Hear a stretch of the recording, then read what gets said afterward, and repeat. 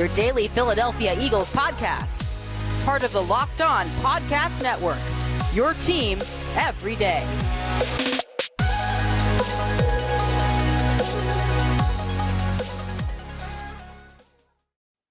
What's up, guys? Louis DiBiase here of your daily Philadelphia Eagles podcast. It's Locked On Eagles, joining you on this short YouTube edition of the podcast. And what I want to talk to you today is about wide receiver Jalen Reagor, a guy that really we haven't talked about in the last few weeks. And honestly, because there hasn't been much to talk about, Jalen Reagor really has not been a featured member of this offense, despite being a first-round pick in the 2020 NFL draft by the Birds and being what they hoped was the future wide receiver one of the team.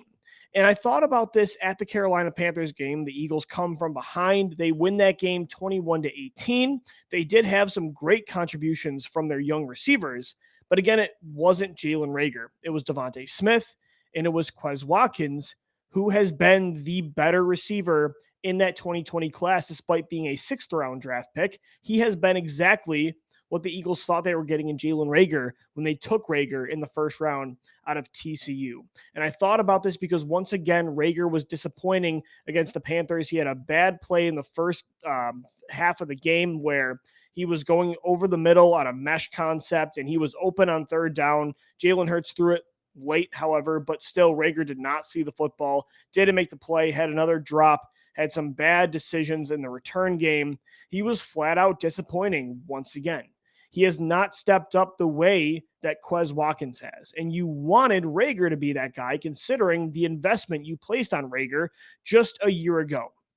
But at the same time, I thought about this at the game, and I thought to myself, okay, because I thought about a couple players we're going to get into, but I'm like, maybe we need to change our expectations when it comes to Jalen Reagor so we don't feel this disappointment. Obviously, in the microscope of what he was supposed to be, the value the Eagles placed on him in the first round, the expectations they had for him, in that way, he's been a major disappointment.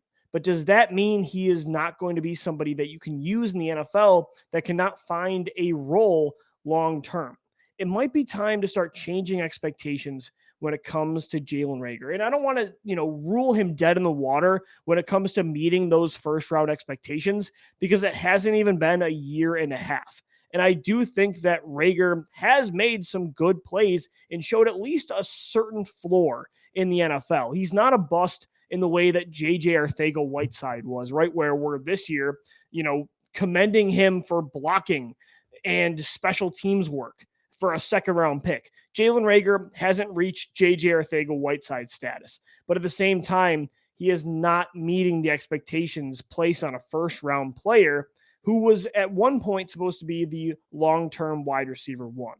And there's been a lot of wide receivers that have taken multiple years to meet their full potential and take longer to develop. So I don't want to say that we're changing our expectations of Reagor, and that instantly means that he won't meet those original expectations from just a year ago coming out of TCU. But at the same time, I do think that we might need to start reevaluating what you should expect to get out of Reagor with the Philadelphia Eagles. Because with the emergence of Devontae Smith and the sudden emergence of Quez Watkins, the Eagles may not need Reagor to meet those original expectations of the wide receiver one of the future, like they potentially did a year ago when they drafted him. It was still Deshaun Jackson coming back at 33 years old. Alshon Jeffrey coming off a Liz Frank injury. You had no idea what you were going to get out of Alshon. It was Greg Ward. They had traded for an older receiver as well in Marquise Goodwin.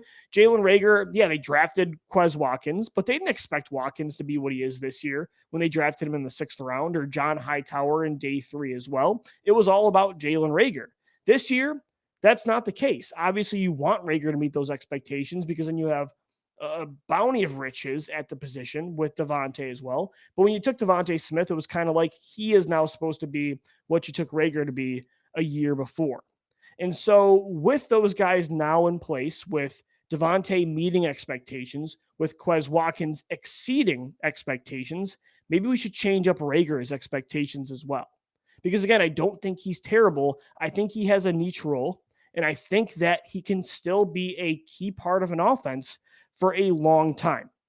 And I want to compare him to two wide receivers specifically that were both picked in the first round that, considering their value placed on them by these teams, considering what those teams wanted them to be originally, they were considered busts for a first round draft pick. Cordarrelle Patterson and Nelson Aguilar. The Minnesota Vikings took Cordarrelle Patterson in the first round.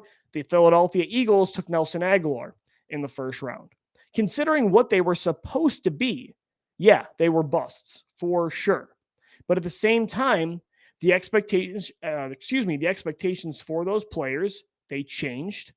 And with the change in the expectations, these guys were able to find new roles in the NFL. They didn't find a way to be great in the NFL like maybe they were picked to be, but they did find a way to be very, very good players in the NFL, or I should say very, very good players in their role for teams. They became valuable assets to football teams. And I think Reagor could be that guy too, where he might never meet the expectations you placed on him, but he can find a role that's very valuable still in the NFL, like Patterson did and like Aguilar did. They both found different roles and they've been good for a while. Nelson Aguilar became a slot wide receiver that has made plays down the field. He has been one of the most efficient downfield wide receivers since Doug Peterson moved him to the slot in 2017 with the Eagles in 2017 and in 2018 and with the Vegas Raiders in 2020. Cordarrelle Patterson used that speed and versatility to become a Swiss Army knife for multiple teams, including this year with the Atlanta Falcons. He's a gadget running back / wide receiver that's extremely valuable to that Falcons team. And I feel like when it comes to Jalen Reagor, he could do the same thing. I'm not saying he can't be great, but so far, based on what we've seen in a year and a half, not even, I do feel like maybe it's time to switch up the expectations and now say, okay, yeah, maybe he's a bust considering what he was supposed to be, but he doesn't have to be a bust that is at the level of J.J. Arcega-Whiteside, where the guy can't even play. You can't even use him. You want him off the team. I feel like Reagor could still, and he's shown, again, a certain floor that tells me he can still be a good second or third option that offers valuable, explosive plays every so often and versatility. You can use him in the screen game, in the reverse game, pre-snap motion. You can use him as a punt returner. You can use him as a kick returner. He's been a much better kick returner the last 2 games than Quez Watkins was the first month of the season. I'm not saying you're going to use him at running back like Atlanta is using Cordarrelle Patterson, but again, there's multiple ways you can use Reagor. I think you can change his role kind of like the Eagles did with Nelson Aguilar. After a terrible 2015 rookie season, 2016 second year, the Eagles finally said Nelson Aguilar is not going to be our top X receiver.